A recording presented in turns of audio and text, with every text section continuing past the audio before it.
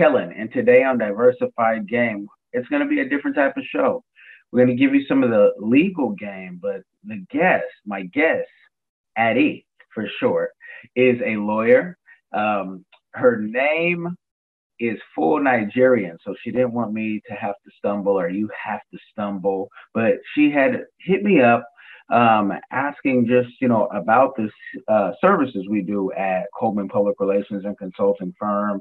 Told me she saw my post or email on one of my clients, Instagram, social media. And I'm going to kind of give you guys a little rundown on how do you get to know somebody as a client, because as I told her, any consultant, any publicist at any time would just give you a big number and say, hey, I can do that. But we like to get to know people here, and we also like to promote business. So she has game that we don't have. So I'm going to be all up in her business. How are you doing? And welcome to the show. Thank you for having me. Thank you. Well, yeah. Well, let's just start off by, tell the folks what type of lawyer you are. So when they see your contact information below, they know like what type of lawyer you are, so they're not contacting you on things that you don't do. Yeah. And where did you practice, and how long have you been a lawyer?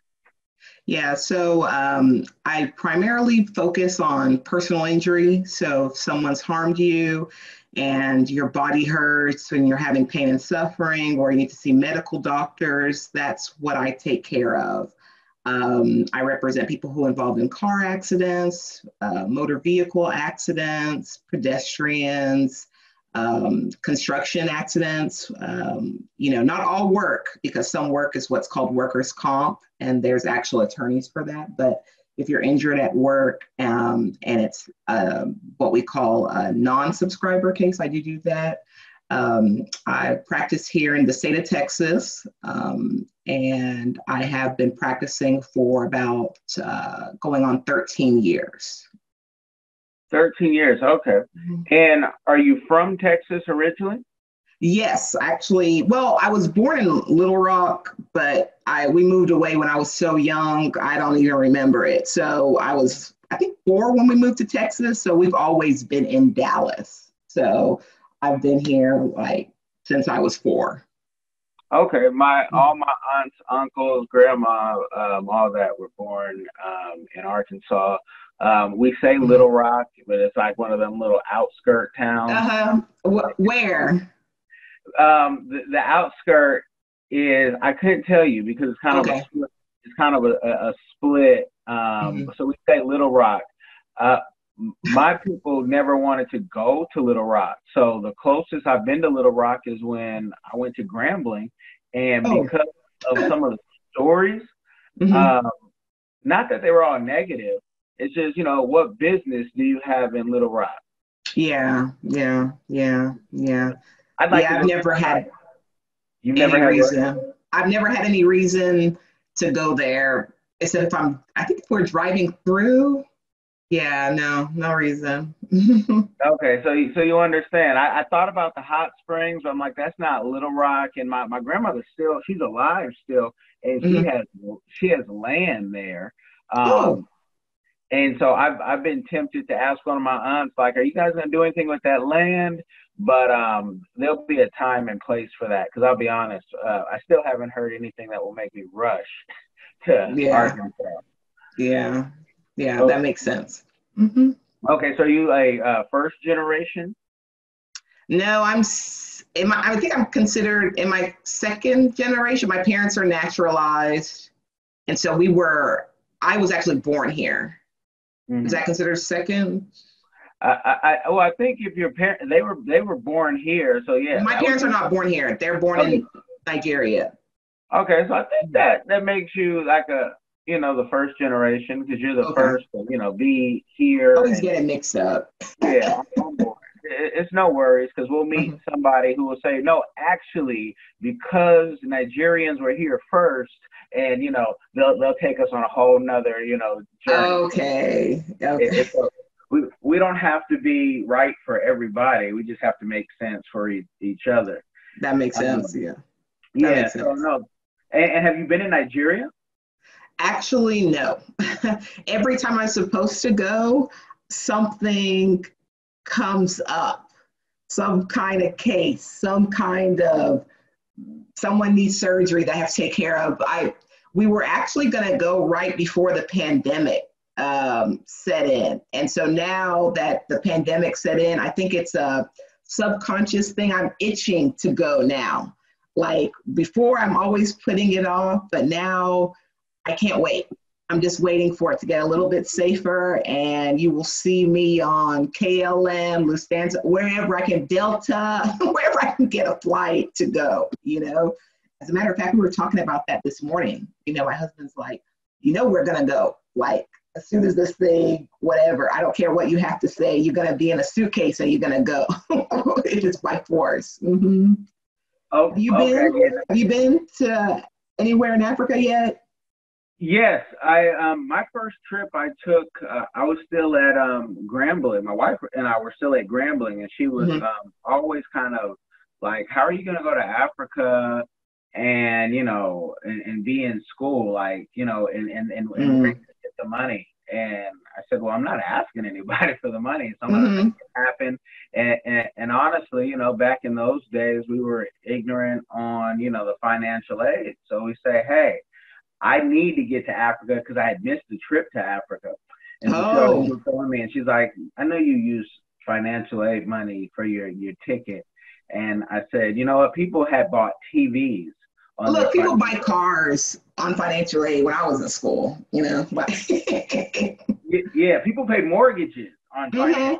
I wish I was hip to it back then, because financial aid used to actually flow back then, but I was kind of just studious. I wasn't looking at, as long as I got my classes taken care of, I was working instead of getting, you know what I mean? Working where whether I was tutoring or I was actually a pharmacy technician from the time I was in high school up until the time I finished law school. So I always was like working in the pharmacy. So yeah. Oh, wow. I didn't know you could get that job as a minor. Yeah, well, when you're 16, Texas, you can start working at the age of 16. So I worked as a clerk. I don't know if you know Walmart. I worked as a clerk. And then as soon as I became 18, the pharmacy was like, nope, you need to go sit for the technician exam. And I'm happy they pushed me. And then anyways, Texas passed a law that forced every pseudo technician to be licensed. So I had to take the exam anyway. So it was good for me. Yeah, I had that little niche practice of being a pharmacy technician from the time I finished high school until the time I finished law school. So, and you'll be surprised, I still get emails from the board like, well, I'm like, no, I'm a lawyer now. Yeah, and it's funny how the journey goes. I've been working since I was 15, 16 as well, but it was nothing like that fancy. It was like, being a waiter and stuff like that, and learning how to cook after you get bored being a waiter, just something. Yeah. But Africa is, and I think I sent you my latest website, mallofafrica.africa. From South Africa was my first African trip, but I had been to Europe prior to that, and all over Europe and like 5 countries. Cool. And I've, last year we took 30 people with a client's audience to Kenya. That was awesome. Been to Ethiopia and Cameroon, since that's where my wife is from. And we have investment and going to be building. I'll say Cameroon building is different. It depends on a lot of other factors. But yeah, I love being overseas, period, whether it's Mexico or wherever. Yeah. Your money goes longer. I can't wait. I'm itching now. I don't know. I've just been, living in the US, always having comfort, hearing, I hear from my family, some of my siblings were born in Nigeria. So I hear the good and the bad. So being, I would have to say Americanized, I'm always, I don't want to, the bad, you know what I mean? It kind of clouds my judgment. But now everybody's like over there enjoying. I don't know, like I told you, I have like American friends, like that are from here. Their parents are from here and they live there. And they're like, Ade, you need to come visit, Like, yeah, they're almost about to leave their citizenship behind, the U.S. citizenship behind. I'm like, what is going on? So don't worry, I'm itching. Did you grow up like culturally? Did they raise you? We raise our kids as we say African babies. Like, did you grow up eating the fufu and Yeah, I ate fufu and jollof rice and all of that. And my parents are actually from the north, so of Nigeria, so they are really strict. I don't know if you know anything about the north. Is also it's mostly Muslim. So Muslim? Yeah. my parents were Muslim before they switched to Christianity in their, I don't know if it was like their early college years. So my dad kind of raised us pretty tough. And Dallas has a big African community. So, or even specifically Nigerian community. So we went to like Nigerian church. And so you were back then, not so much now, but like in the 80s, you were surrounded by kids and friends who all came from the same household. You know what I mean? The same kind of background. So you had to go to school, you had to do well, you had to, not watch too much TV, all that kind of stuff. And if somebody was getting honors or awards and you weren't, and your parents were going to discipline you, like it was real. And this was in the U.S. Yeah, so it was culturally, Nigerian. Did they teach you Hausa? Oh, Hausa? No, I'm Yoruba. But my dad does know some. I mean, he may throw it out once in a while, but I got enough trouble trying to speak Yoruba, so I don't even have. Yeah, exactly. So you do know, yeah, but we're actually Yoruba. Mm-hmm. Okay, how is your Yoruba? Not good at all. It's Okay. shameful. Okay. Just trying to get the how things are. And so with your law firm and doing that, and that's why you probably have a heart for immigrants, because Yeah. you grew up seeing how hard it was to not just get your papers, Yeah.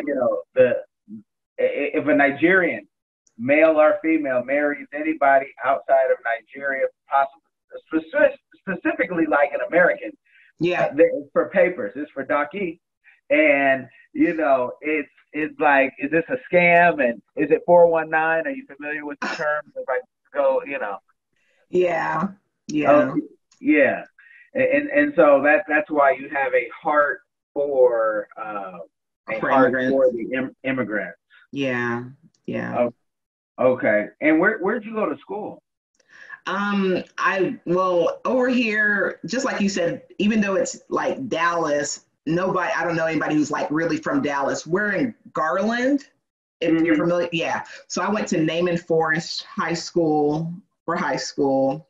And then, I went to, where did I go for undergrad? I went to a mixture of, community college, which is Dallas County Colleges, Richland. And then I also went to University of Texas at Arlington. And then I went to Houston for law school. I went to a mixture. I went to Texas Southern, and I also went to University of Houston Law. So I went to those two schools for law. Mm-hmm. Okay. And did you pledge when you were at Southern? No. I'm a nerd. Okay. Yeah, I have friends who are Greek life, but no. Mm-mm. Okay, no, and I just asked because I had saw one of your Instagram posts, which folks will be down in the description, and I said, hold on, is she a? I'm looking at the thing. I said, is she a a AKA? Oh, you mean the color scheme? The colors. It was getting close to AKA, and I'm like, okay, this 1908. No. No. As a graduate, I've looked into it. I've had friends talk about it in different chapters, probably more so now, but with Corona, ain't nobody going out anywhere anymore. So that's kind of been squashed. But no, I didn't do any of that.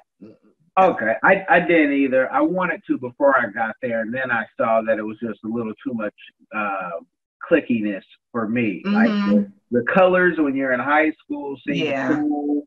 I didn't, that paddle. I'm like, I don't know about that paddle. And Yeah. then when I saw the guys who were given the paddle, it was a hell no. Ain't nobody. They're Yeah. from a different team. That sounds like some 50 Shades of Gray before it was out. Mm-hmm. Yeah, it wasn't going down.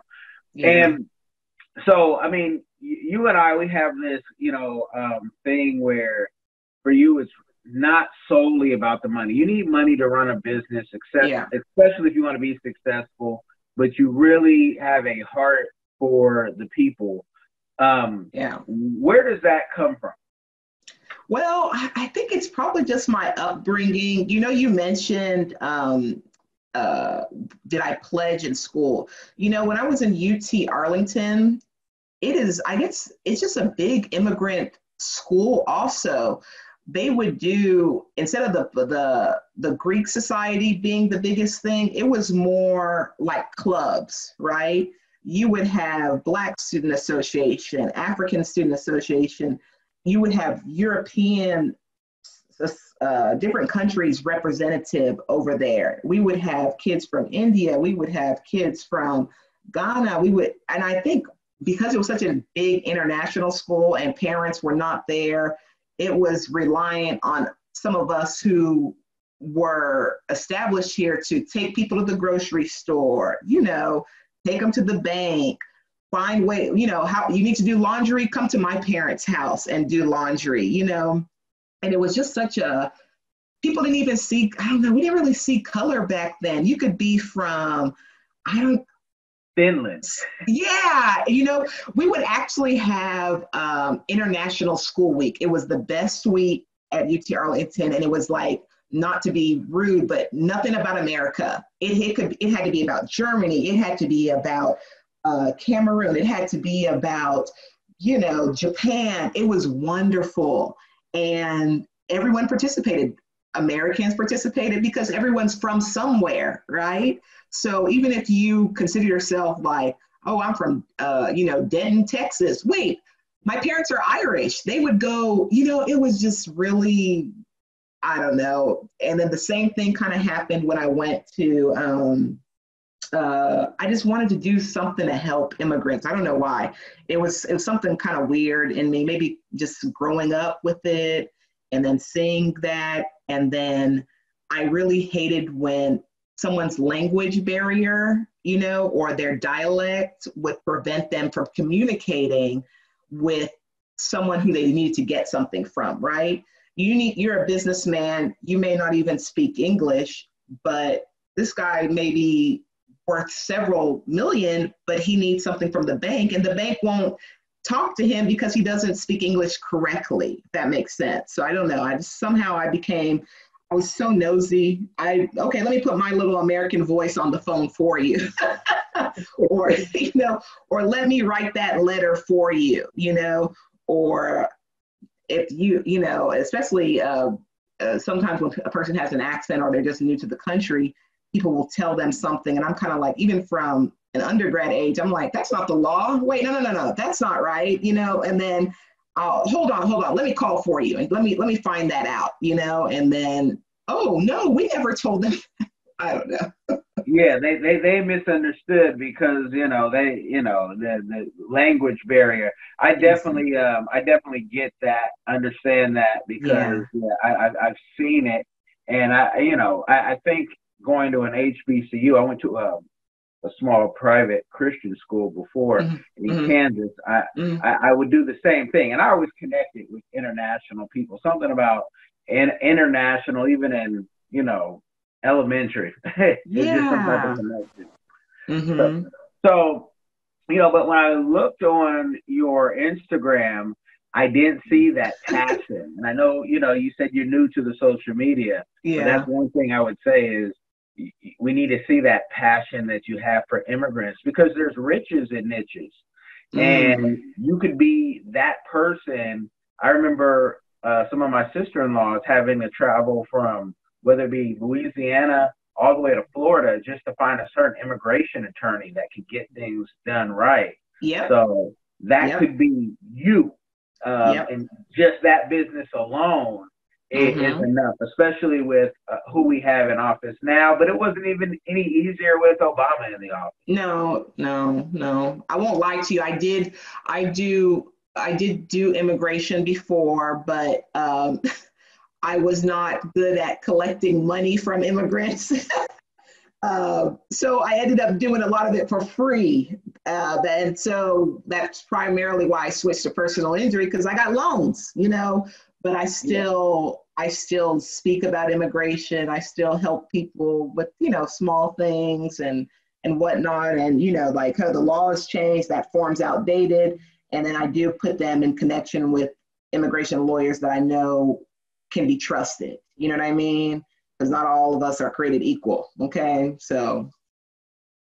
Yeah. No. How hard is it if you pay like an immigration lawyer and they don't do what they said? How hard is it to get your money back from them as a regular person? I mean, I would assume, I guess, it always depends on the facts. When you say that they didn't do what they needed to do, is it because the person didn't like the outcome? Before we jump to the money part, you can always request your conference with your attorney, go over the file and see, did they do what they needed to do, right? Did they miss filings? Did they forget that you actually could have relief in different categories, right?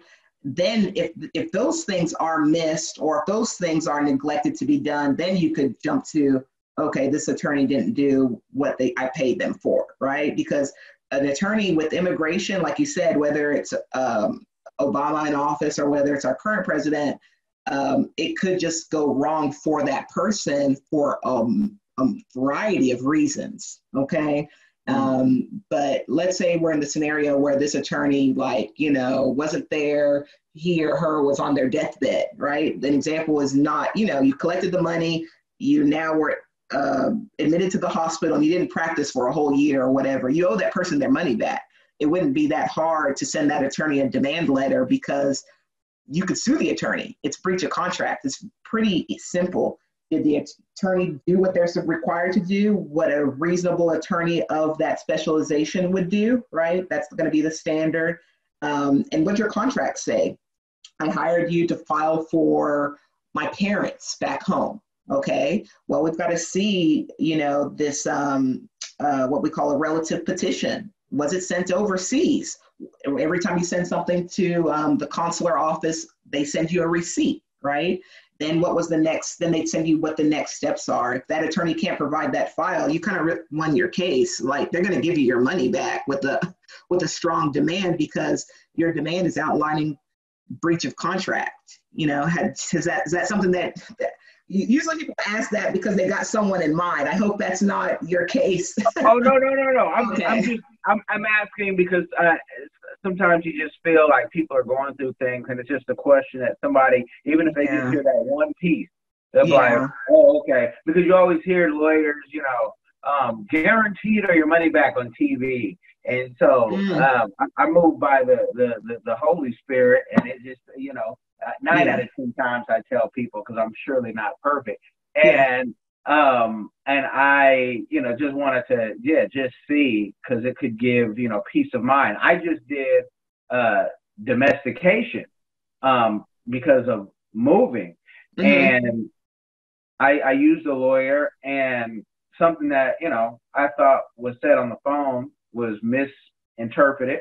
And I'm like, okay. But who nobody wants to sue anyone, but you don't ever want to sue a lawyer. And I wouldn't, because it's it's not worth it sometimes.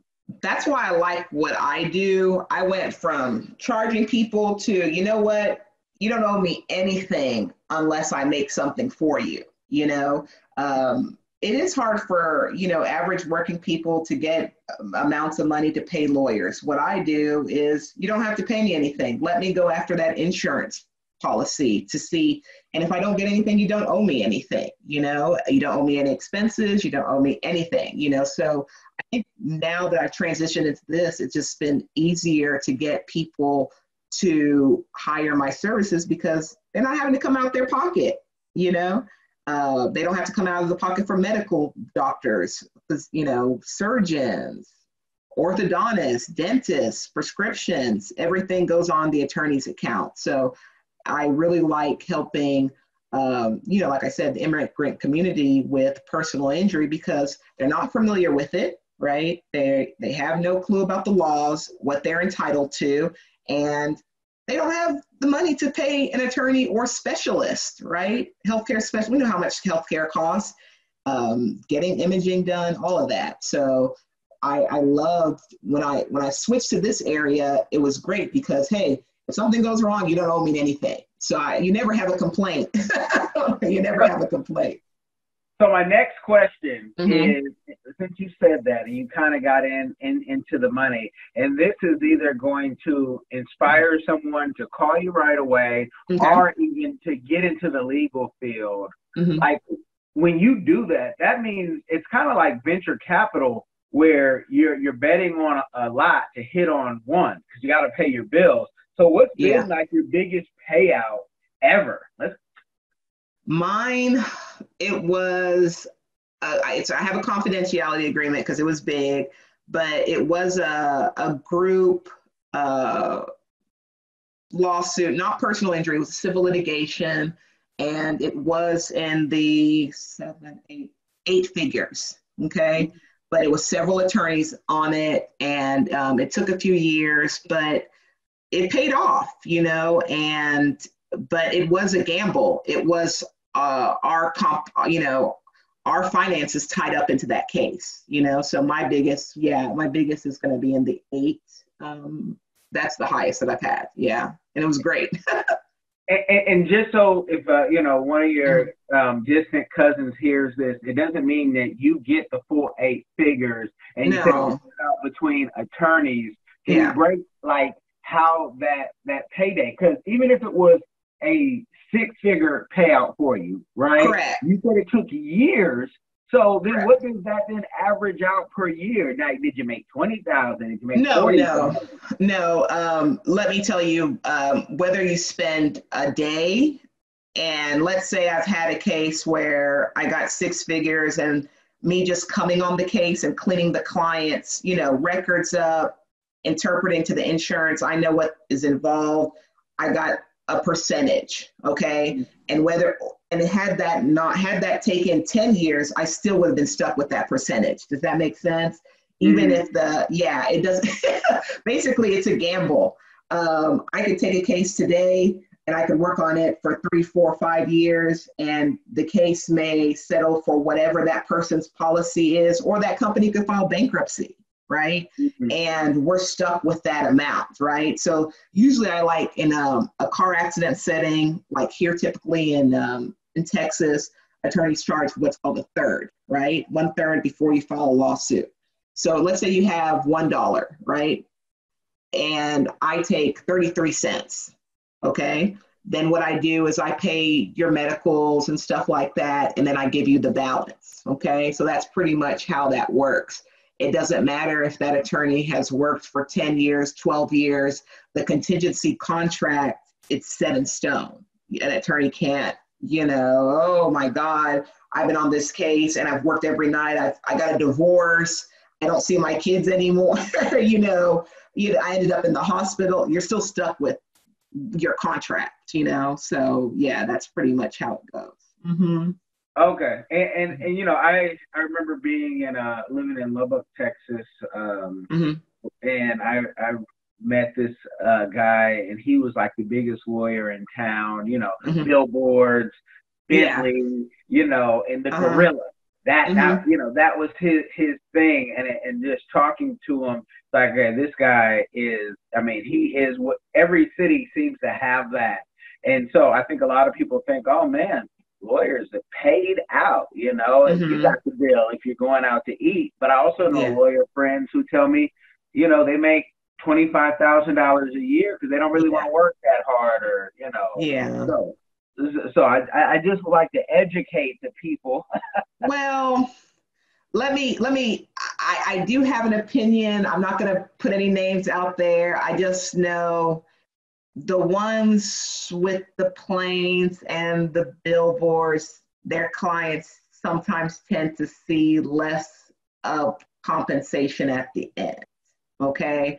There are, there's some billing practices that some lawyers employ, and you'll know the ones who are sincere because they're open with you with everything, and they're also trying to keep your expenses down. Okay. If your lawyer is on a contingency basis, but he's also running your expenses, those are two different bills, right? You may have your contingency, but if and you may owe him the contingency plus the expenses, okay? And the expenses could be anything from filing a lawsuit, hiring a private investigator, hiring an accident reconstructionist, hiring an expert who's going to testify at trial that, you're never going to be able to play volleyball again. Those things cost money, and you have to repay the attorney back for those fees. And remember, the expenses are not the same thing as a contingency. So some of the big ones, I don't know, hey, there are some great, good lawyers that I know right here, and they're big.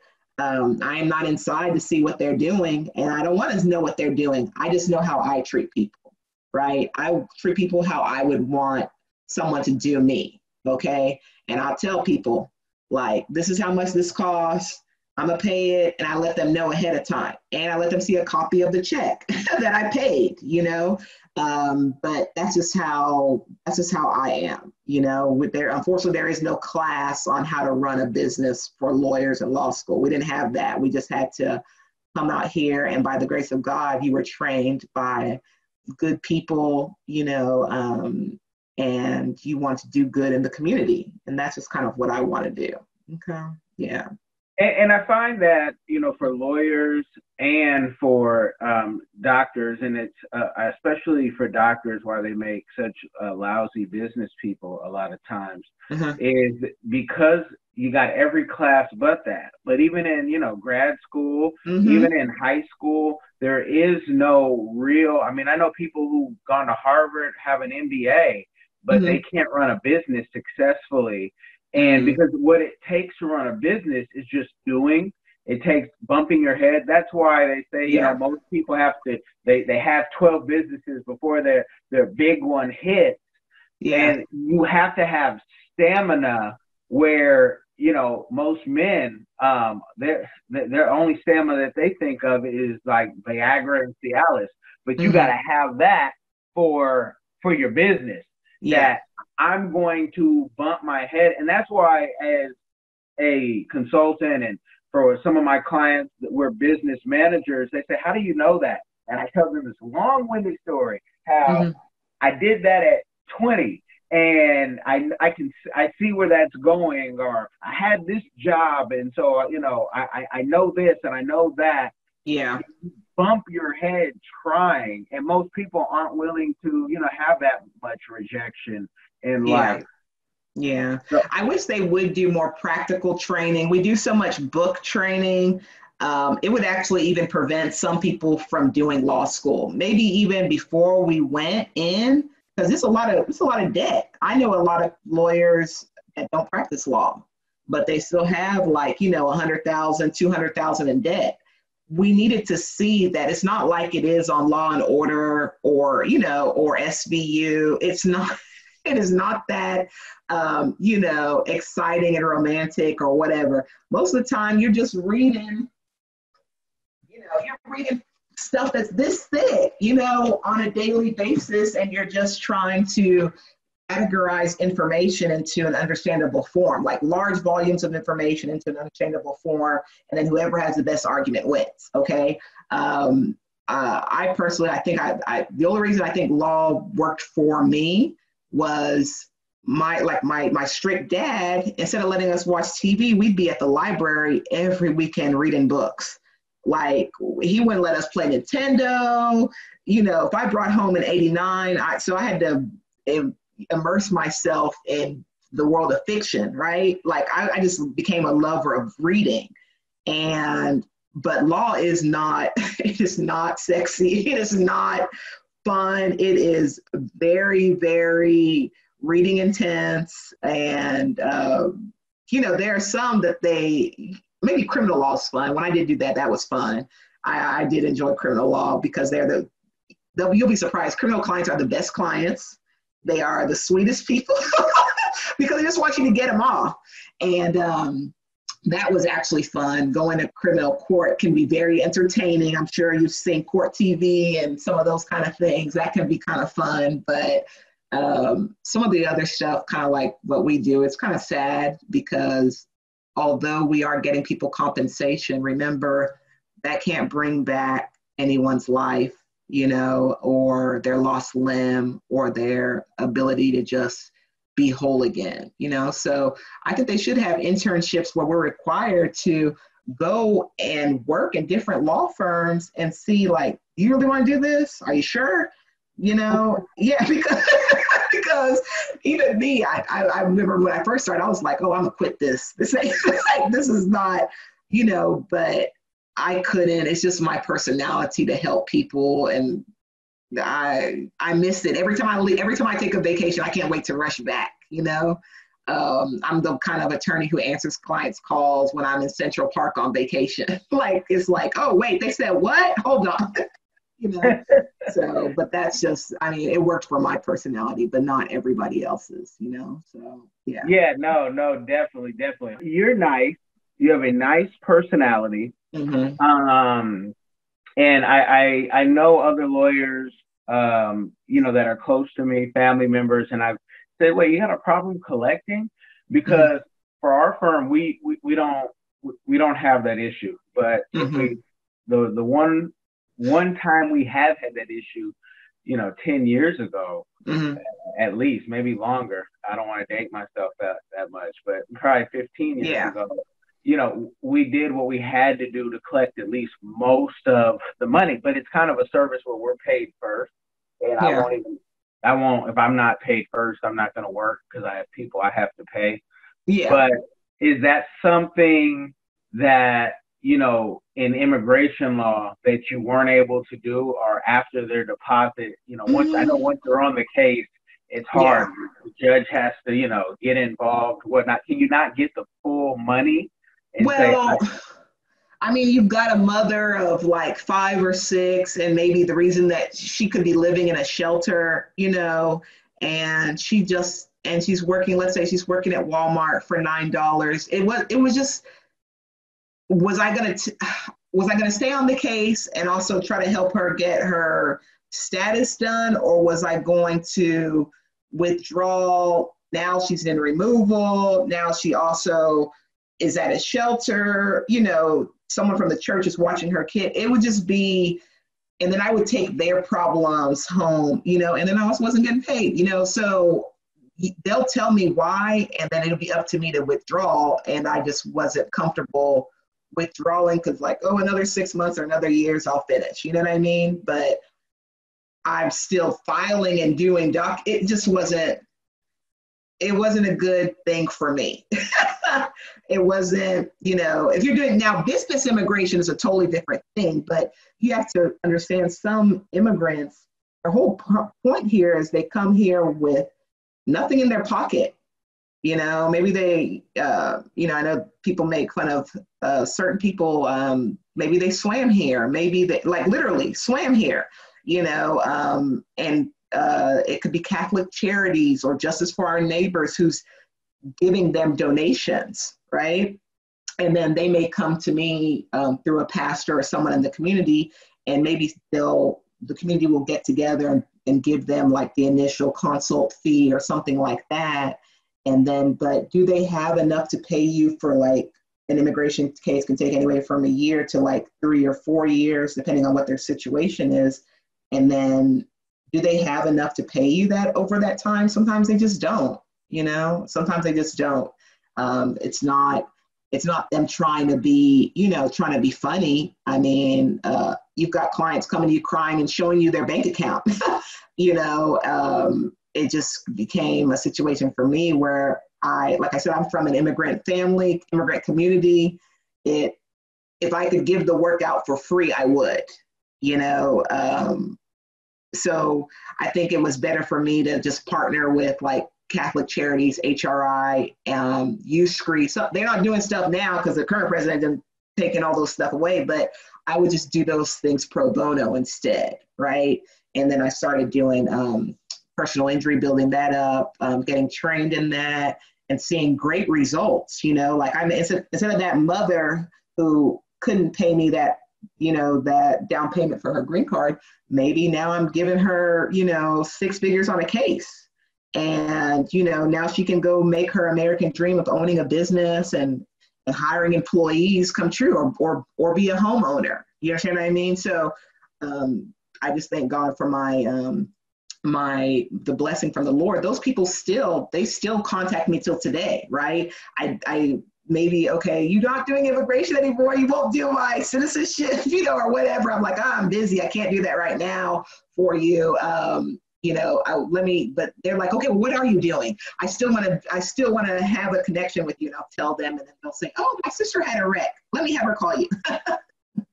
But I find, and this just may be just me in my own head, but something tells me, because again, I had a family member, he had a lot of money out there, and when I said, you want us to go collect it, and he was like, nah, your tactics are a little, you know a little too many people, and they take it to the limit.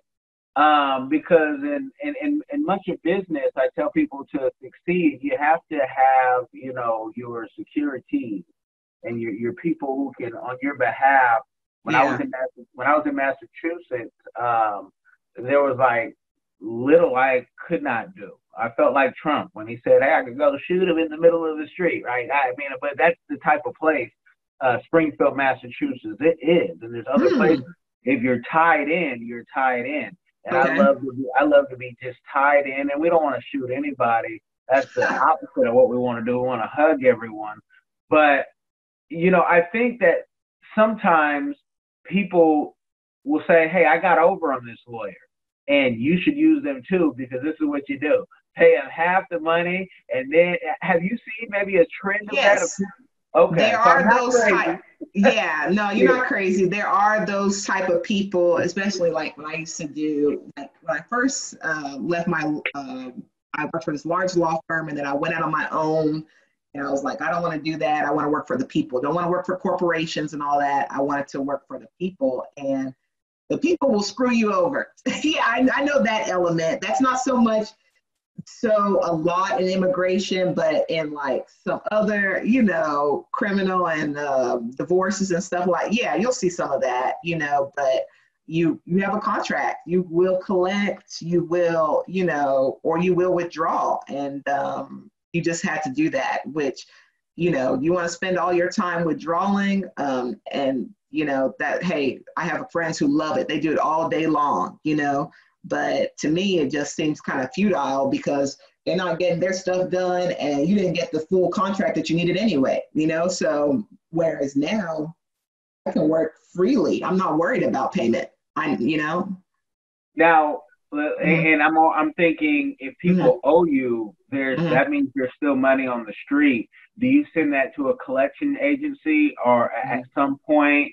And also, would people be able to buy your bad debt from you?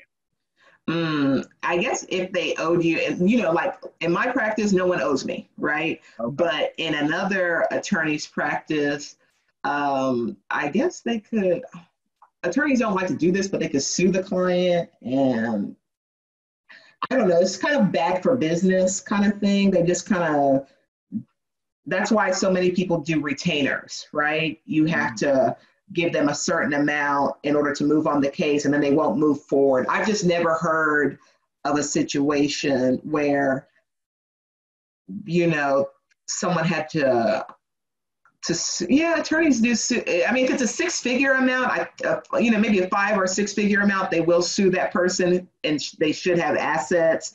They probably know about their bank account, that they can do some kind of, garnishment after they've gone to court and gotten an award. But I don't know so much about the debt collection, but like any other debt or any other secured interest, I'm sure they could do that. But I won't lie to you, I don't know anyone who does that. Yeah. Okay, and I'm just Yeah. asking. I read a book recently by Uh-huh. the late Bill Bartman, and he talked about how he owed $1 million to the bank in the '80s, and he then went to the bank and said, Uh-huh. I saw an ad in the paper. I want to buy your bad debt. And they Mm. actually loaned him money. You think if you owe $1 million, right? Especially Yeah. back then, what's another 30,000? But he ended up, he died, I believe, in 2016.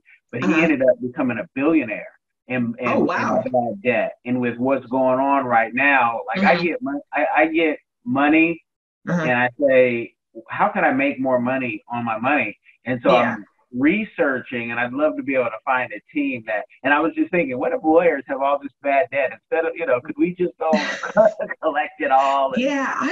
I don't know. I don't know anyone whose accounts, receive is that high, because we could just withdraw. We've taken retainers out. You wouldn't move. You wouldn't do and that's what we call billable hour. The billable hour work, you just wouldn't move more. So because our work is our time, right? I wouldn't. I would assume you wouldn't be going to court and this person has missed a couple payments for you. You know what I mean? Because the longer you stay in the case, the harder it is to withdraw. So I wouldn't know about that. Yeah. okay. Mm-hmm. And so with your business, Mm-hmm. you're thinking that uh, um, a strategy to get out there more is what you need. And you had mentioned, Yeah. whether it be social media or Yeah. a podcast like this. Mm-hmm. What are you thinking? I don't know. I'm thinking more something kind of like social media. Just people are online so much now that even if I'm at church, I see people online. They're on Facebook, or they're on Instagram. If I see them at the grocery store, they're logged into the same, social media platforms. I just feel like that is like probably the biggest way to reach the most amount of people. Okay. For yeah. I, and you were so ready when we first spoke. You're like, oh, you want to talk? What's the price for that? And and Mhm. and just so everybody knows, Uh-huh. diversified game. We don't charge people to come because they're giving the game, and there's other ways of making money. I like the idea of a podcast if you had stamina, like a maybe a YouTube, but you have to have stamina for YouTube because YouTube is a whole nother job. You don't just have to shoot the video, you got to edit it, you got to make the thumbnails. Whereas a podcast, you could be on your phone, like I am right now, since I'm Uh-huh. in transition right now. I don't have my big camera. It's Mhm. probably one of these boxes that come every day, but I haven't gone through it until we get and land where we need to be. Mhm. But you can do it straight from your phone, a podcast, and get paid quicker than YouTube. You can get paid more than YouTube. Mhm. And so that would be something that if you say, you know what, I love the social media presence, but what is social media if you don't have anything to say? I mean, Yeah. you have a beautiful presence, beautiful everything, but do you want to be an IG girl? Or do Mhm. you want to, push a message and actually show the people this is what you can do, this is how I can help you, and even interviewing other lawyers, possibly Mhm. clients or former clients, and those are testimonials. So I think the podcast is great. We do have a package I'll tell you about that, it's not the most expensive package, but it's also not the cheapest. And we put everything kind of together. So your visuals, your merch, your starting merch and all those things that you need. Because you might have some cool shirts that sell. And you're like, wait, these shirts just made me $300 a month. And all I did was what I was doing anyway. And your family man, Nigerian community, you put it in pigeon or something, or put it in Yoruba, and really, and what does it cost you in the drop ship method except just to create the design? And we can create those first designs for you. We can always continue to make designs, but better than that, we will show you a cheaper way than even hiring a team. And that's why my price for that isn't the cheapest, because I'm going to show you how you can do it yourself, but it takes manpower, it takes, hours to do, and that we have such a high rate of people just staying with us because they're like, what, you worked with us, you showed us how to fish, and now that we're fishing, we want to make more money. Because I don't care. I have million plus YouTubers. They're like, Kellen, you do know I got other stuff to do, right? And I love hearing that. So the podcast could be something that sets off the social media. If not, any other social media manager or whatnot, they're going to say, hey, give us the same money we would charge probably to create different packages for the podcast. The same monies for that, you would then just put in somebody in a month promoting your, hey, this is me. But the problem with promoting on social media is you're fighting with people who can spend $60,000 a month in the same category. And you're fighting, like, where they, like, Google calls you and says, hey, you want to rank higher and all that? Yeah. You might do that for a month, but then it's like crack. You got to keep on doing it and doing it and doing it. And that's why you don't try crack. You don't try meth, because you're going to just constantly be on it. And so, there's different ways. So the podcast is, I'm going to do social media, but the podcast is also going to make me some money, and I'm going to push and be able to make money, opposed to always being on the social media crack of, paying someone. Okay. Boom. That's where I would go with it. And if you do have the stamina and you like video, I do video, even though our video doesn't get high numbers at all. But it might be next year if people see something. I've seen something go from 2 views to 200, and it was like, oh wait, I didn't check that was 3 months ago, and then it can go to 2,000. And because I have so many clients and I get to see when things go viral after 5 years, I'm like, whoa, that went viral now. You just don't know. So documentation is key, and if you're not documenting, you're kind of wasting an opportunity. And if you're only thinking, oh, the numbers now, you're not understanding what's the next change in this whole social media thing. And it's not the YouTubes, it's not the, whatever social media you're thinking about. It's your own platform, and you continually monetizing that, whether it be in courses or whether it be in, it's so many things you could do. But I think if you have the stamina for that, and you have a microphone like you do now, or you're good to push, educate people. And if you just lock up that part of Texas, you're good. But I could see it probably can get into all of Texas, going after a certain niche. Okay. So that's my thing. Because there's a lot of attorneys, and people say, oh, there's a lot of attorneys. There's a lot of real estate agents. Somebody's still picking somebody, and that you have that genuine, okay, she's not going to rip me off. Now, one thing people may ask though is she going to fight for me? Because she's so nice. She doesn't have a nasty bone in her body, and her husband, her husband confirmed that. So tell people, do you have to be a nasty lawyer to be effective? No, you just have to be smarter.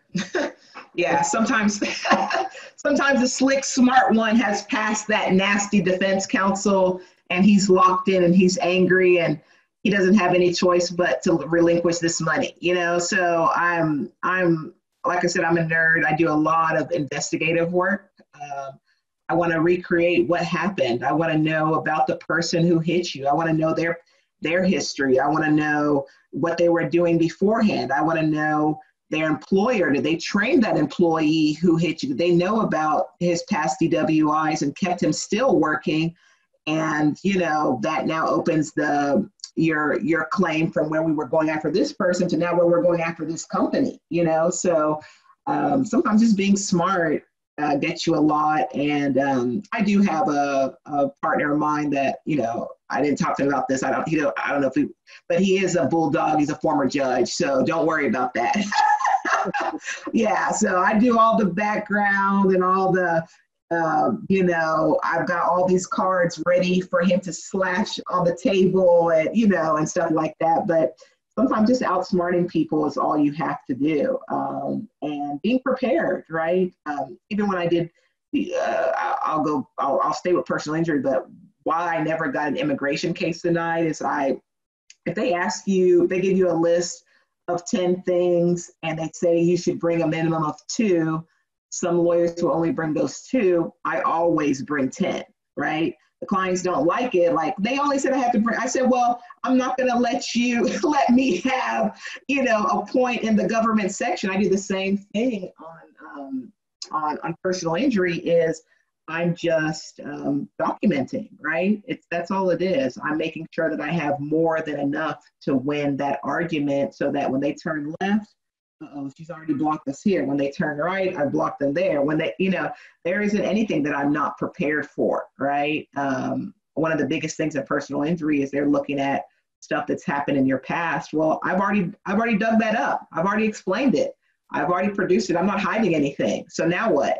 You know, so that's kind of, you'll be surprised what being smart will get you, you know, and sometimes that'll keep the client's bill low, you know.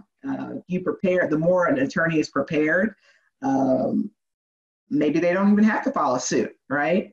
Maybe that insurance is like, oh my God, they go to their counsel and this person has prepared this so much, they're prepared it like they were going to trial. You show that to them in the beginning and they're like, oh, heck no, you know? So yeah, I am nice, but, and don't get me wrong, I can be a little aggressive, adversarial, especially when I'm arguing a point that is settled law. Okay, yeah, so I'm arguing what the Supreme Court just issued this morning. What are you arguing? And then I send it over and they're like, oh, you know, I don't know if I can cuss on here. I don't want to, you know what I mean? You can say whatever you're comfortable saying. Yeah, so being smart actually is what gets you the most. And I don't see any reason raising my blood pressure. I've also got the Lord on my side. I don't know. It just happens that way. Yeah. Okay. And you see that I used to work as a CPS investigator. And when people would get in Lubbock, Texas, when they would go, there were, you know, just a couple of the good lawyers where if I knew they got them, I'm like, it's pretty much a wrap. And one of them was a woman, and she looked like she had a drink to start the morning and to finish the morning. It was all in her skin. But I'm not intimidated by anyone, but I just knew if whatever you say, that's what we're going to do. And usually with people like that who are hostile, it's all good, because if people really knew the truth, like CPS doesn't really have that much power unless you're using meth, or there's certain little things that have to be seen. If not, you can tell CPS, get out of here. Tira la puerta. I'm not saying anything, but no, and you see that. But that's knowledge. Like you said, you weren't knowing your rights, knowing the more knowledge we obtain, that's power, right? You could be the loudest barking, whatever, but the other side may be like, okay, let him bark. He ain't even reciting the right law. You know, like, okay, yeah, we heard you now. We're still not giving it to you.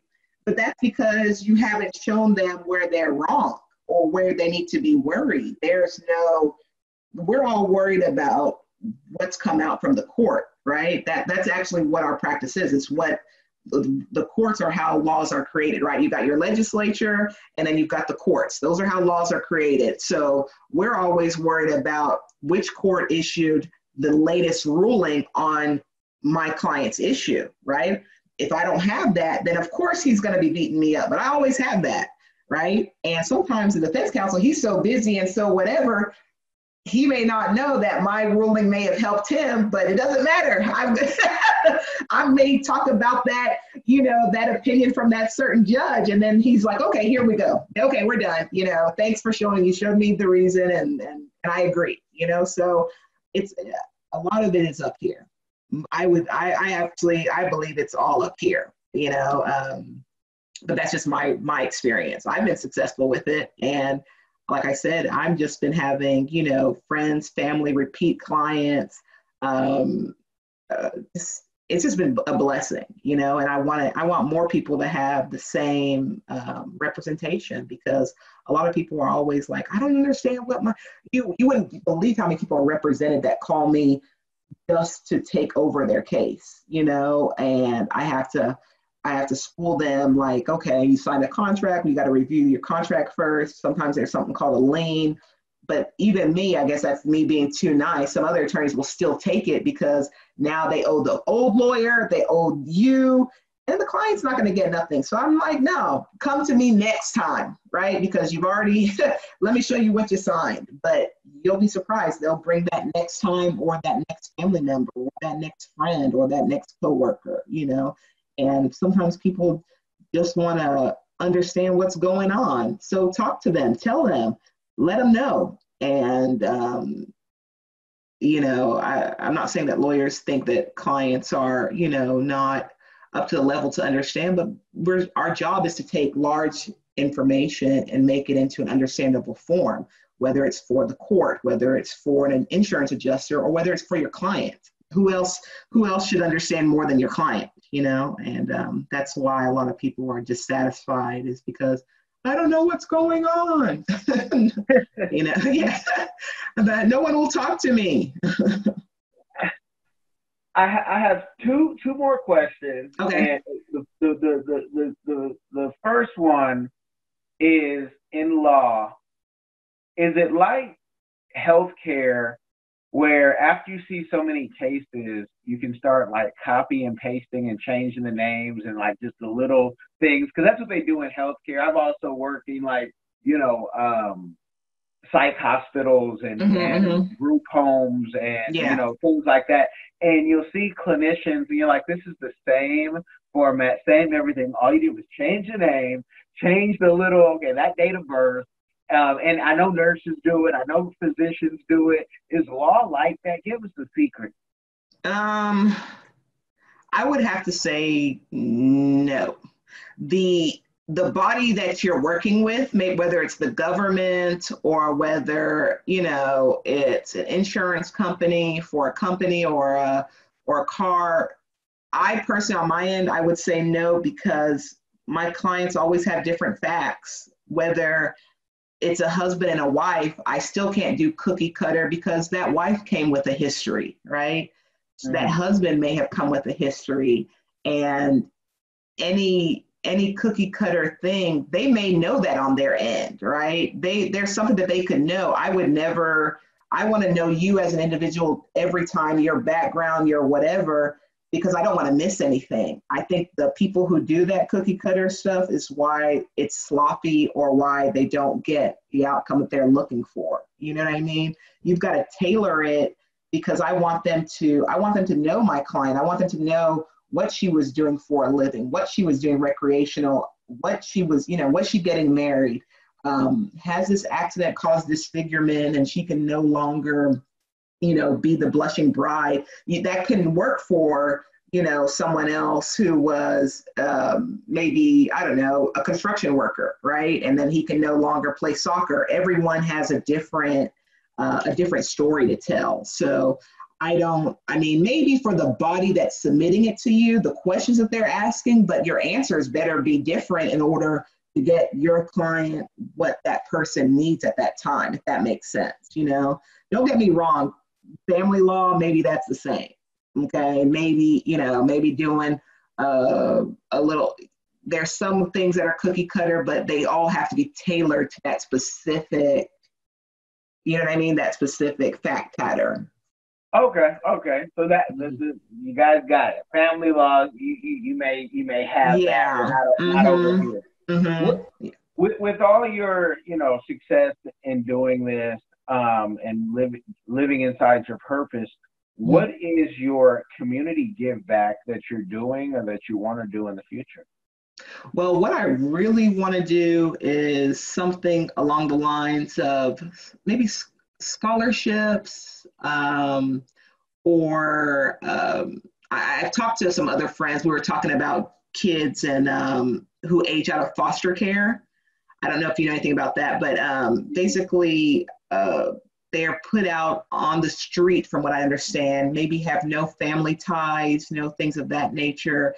I really want to find a way to help those kids so that they can, I don't, not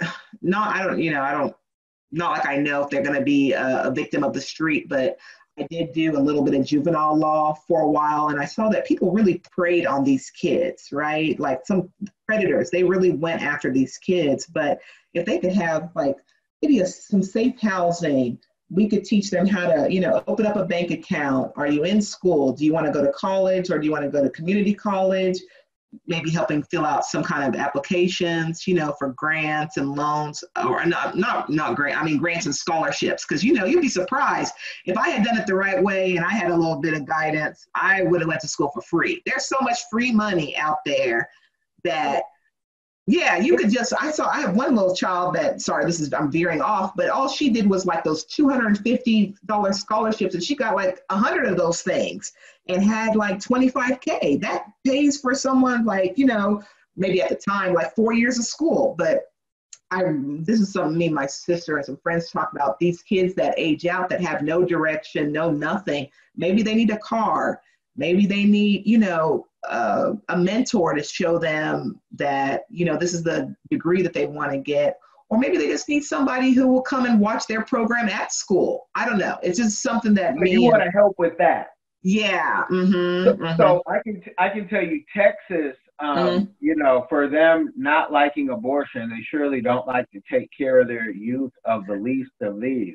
Yeah. In states like Massachusetts, because I've lived in so many different states, and so I tell people, you could do that now, because in Massachusetts, I talked to a boy one time, and I said, you're 17, you're using these heavy drugs.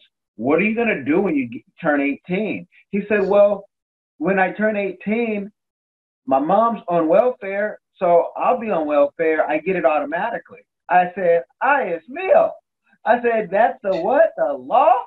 So, and he'll be able to get housing and all that, and be able to shift, because Massachusetts is that type of state, Democratic, whatever.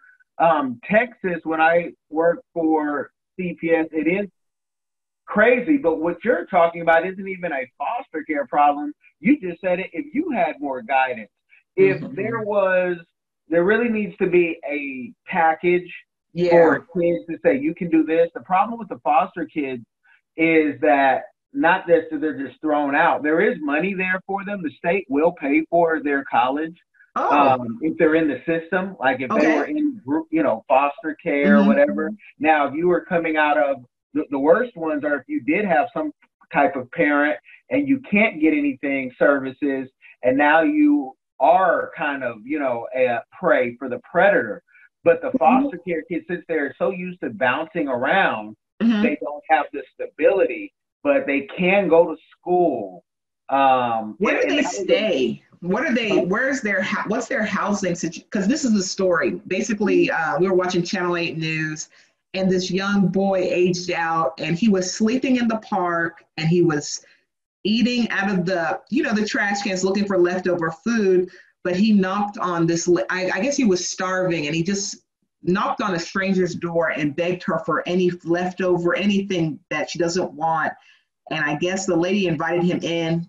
He told his story, and she said he could stay in her house, like, and our local news station did a story. And I mean, me and my sister, we've just always been like, oh my God, what happens to these kids when they age out? We just didn't know. So I'll tell you, in Louisiana, when I worked at the Methodist Children's Home in Ruston, Louisiana, we actually got a kid, and it was a group effort between and we weren't even all on one accord, but it was like I brought the kid, and he's still a friend today. I brought him the application for Grambling. And so I said, look, when you get out of here, you ain't really got any place to go. So fill this application out. I'll take it to the university. Don't worry about having to pay a fee. Wow. But it was already going to be waived. I did my part. Somebody else did their part and encouraged him, right? And I didn't, you don't know this till after, until you heard, this is so-and-so brought me a microwave. Like, okay, cool. Wow. Cool. But that's not encouraged in these facilities.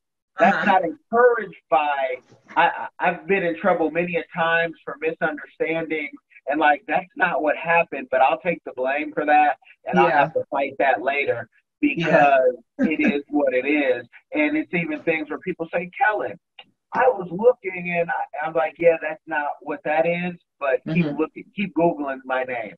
And keep, looking into, I got in trouble one time for giving a mother a ride home in Massachusetts because she was crippled, she slipped, and my black boss, I like to throw that out there because people think it's always about race. He said, Kellen, I heard when you left, you gave so-and-so's mom a ride.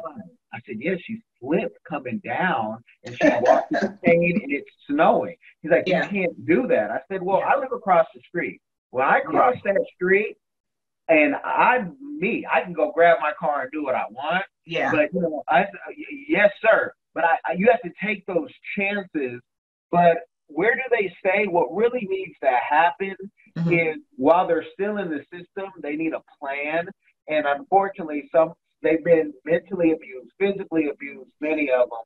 Yeah. It's hard for them to believe in themselves, and it takes a lot of time to get them to say, you can do this. So you can do it, but you have to really go to social services as a lawyer and say, we've created this, thing, and we want to help the kids. And you can start with one to see how, because everyone's going to have a different story. Yeah. And to get them into these HBCUs that are dying for funds, and because they can, in the state of Texas, get money. Now, sometimes I don't know for sure if it's just by the county, they got to stay in a certain region, but I think it was statewide in Texas. So they could all go to TSU. They could all, go and have that funding. But that was something as a CPS worker, as an investigator, I was a trainer as well, and taking the kids, and you would tell them, but I could not do that for the kids. That was totally, you can't do it. Out of your, You got to go work for so-and-so because it's just, it's the state. And so, but it can be done, and you don't need a lot of money to do it. You just need the know-how and then let you in. But there are caseworkers who are looking for those services. There's just not enough of them. But Texas is a hard pull yourself up from the bootstrap state. Yeah. And so the way we think, the governors and the mayors usually don't think like that. So I just wonder if you're basically saying that, okay, there's the foster care system, they've aged out, then there's this possible relief at the state level, but someone needs to apply for it for them in the middle. I wonder if that's... I think you have to get them while they're still in the system. If you don't get them while they're and in then the transition system, them. Yeah. Okay, so there's got to be a transitionary period before they age out, and in order to apply for that relief or whatever that possible. Okay. Whatever. I want to look into that. Yeah, whatever services. Because I tell kids like my mother told me, you got to get out of here, and that's what the state is telling them. Yeah. So you go to school and you go to the military, but you can't stay here. So if you don't want to go to school, they can also, to get a CDL or to get some type of skill or trade, and to figure out what you're going to do, because you might not want to do the military, but it might be, Mm-hmm. the only thing you have, and at least there you can pick up, because the military guys and women have the same issue. Military kicks them out. Where are you going to stay after that $1,200 Yeah. check ends? You've been living overseas, getting a $1,200 check, haven't had to pay for rent or anything else. You've been balling on a budget. Now you want to leave. What do? It's the same Mm-hmm. story. Wow. Yeah. That's interesting. Now you just gave me a little hint that so basically it could be there waiting the resource, but how to link just to find out the requirements and then link it together. That may be something that one could do even without having to provide. I was thinking that okay, I got to raise all this money to get them cars, get them an apartment, and then and how they're going to go to school, but it could be right No, there. you can't. I don't think you Mm-hmm. can do the whole thing, because any teenager Uh-huh.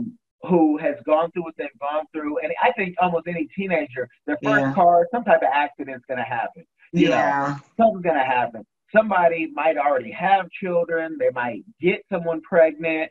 You can't be responsible for that part. Yeah. All Yeah. I can do is get you responsible for, hey, there's this college that will let you in. Why don't you use that funding the state will give you? And why don't we do this? And if you And find then they can problems, live on campus, room and board. they need to live on campus. Yeah. Yeah. True. Yeah. Yeah. Mm-hmm. To keep them So safe. Mm-hmm. yeah, because they haven't had that normal, and they're used to Wow. living with various people, so that won't be the problem. But they need that stability. And like many college students, what do you do when the campus closed? What is the campus now during COVID? We don't Yeah. we see the new times, but when problems come, there are solutions, because Yeah. there's vouchers, there's all type of things, but you got to get them while they have to be in the system. Okay. If it's not, it's like the system is like, get out of here, you're grown, Yeah. it might be on drugs, it might be on this, you're a baby mama, we don't care about baby mamas. We'll get you welfare, but you're going to be, generational welfare, and you're never going to be able to go to that next level. They got Yeah. to think, like, they got to think now. And I've gotten in trouble with this, being too real with kids. I said, these kids have seen everything. Mm-hmm. I Mm-hmm. said, if we got to talk, and this is my issue with the majority of social workers in many cities being white women, because white women coddle our kids especially. And our kids need the harsh reality that, Of what's out there. yeah, your pocketbook needs to be closed, because it's going to be a pimp over there trying to put something Yeah. in, Yeah. Yeah. and they need to No, hear that. really, really, really. I mean, when I did juvenile, I was so, I was personally, I was sheltered, but when I started doing juvenile and criminal, I mean, it's just, I don't even know the world. If people knew what was really out there, they would never let their kids out of their sight. You know what I mean? There are specific districts just designated just for children. You know what I mean? Just for trafficking kids. I mean, I was really shocked to find that in my own metroplex. So yeah, I totally understand what you're saying, and it's because of your knowledge. You're giving me other things to understand. You know what I mean? Yeah, you can't give a kid who just whatever who's going to cover their insurance, who's going to be responsible for when they or they lend that car to some distant relative who's doing something. Yeah. So I totally understand what you mean by that. But the simpler one would be, let's get them in school and live on campus, and get the state of Texas's funds to fund it. I'm really happy I discussed that with you, because I want to go look up that department, find out what the requirements are, and then start seeing how can we match kids with that. And to see what type of temporary housing Mm-hmm. is available for them, Mm-hmm. because school's not going to be for everyone. To me, Yeah. going through school, and Mm-hmm. when I got to Texas, and when I was in Texas, Mm-hmm. my life got turned upside down for a tent. I'm just, this, that, and one little thing can turn your life upside down, where then I'm like, you know what? I always wanted to go to the oil field. And when I went into the oil Yeah. field from Yeah. working from the Yeah. state of Texas, I almost tripled my salary. Yeah. Yeah. And and A I met trade. other, yeah, and I met other people who they've been doing this for 10 years and they own things. And so some of those kids need to go on the oil field if Yeah. it's booming. Some of them need to, they need it. They don't have the guidance a lot of times. Again, and the social workers and the coddling, and they're trying to Yeah. be a mother figure, but that nice mother figure where you need that. Hey, are you trying to be like your mama? Mother figure. You Yeah. feel a little Yeah. bit like No, your some daddy. harsh reality. Yeah. Yeah. Yeah, and, Hmm. and nobody wants to be a loser, but you have to. I mean, there's a reason why in the military you got to pick up your bags to drop them back down because you got to be humble. It's the reason why even the manipulators out there, the pimps to Uh-huh. the corporate is manipulation. And I got to break you down to build you up because you come in here thinking you know everything. And kids all think we all thought we knew, too much. Yeah. So they have to be told in a certain way. But it can happen. And I've seen kids go from jail straight up to college and different things and Oh, win. wow. But your politicians, since they don't live in these spaces, and your social workers have their homes and say, "Well, I did it, and I didn't have Yeah. much." Yeah.